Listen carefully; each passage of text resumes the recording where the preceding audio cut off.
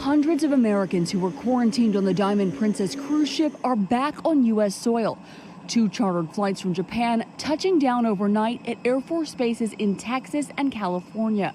The flights were not supposed to include any passengers affected by the coronavirus, but the State Department has now revealed 14 people who tested positive were allowed to travel. Those positive diagnoses not coming until they were already off the ship. They spent the more than 12-hour flight in isolation chambers seen here, filmed by passenger Cheryl Molesky.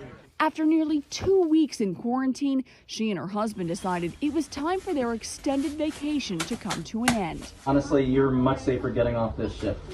Okay. I would not stay on this ship if I were you. I have to put my mask on and get going. The Moleskys were evacuated by American teams in hazmat suits. A carefully orchestrated operation. The bus will take you to the airplane takes you to the United States, and then you get your passport.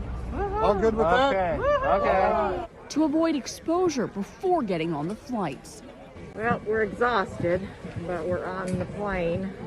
NBC's Janice Mackey-Freyer is in Yokohama, Japan, where many people remain on the Diamond Princess. There are still some Americans on the ship who chose to not get on that flight. They're among some 3,000 passenger and crew who will remain under quarantine until Wednesday, and only when they test negative for the virus will they be allowed off the ship. Among the Americans who chose to stay on board, Matthew Smith. The U.S. offer was break this quarantine early, get into a bus with a bunch of other people who we don't know how they've been doing the quarantine, get into a plane and fly back to the U.S. with those same people.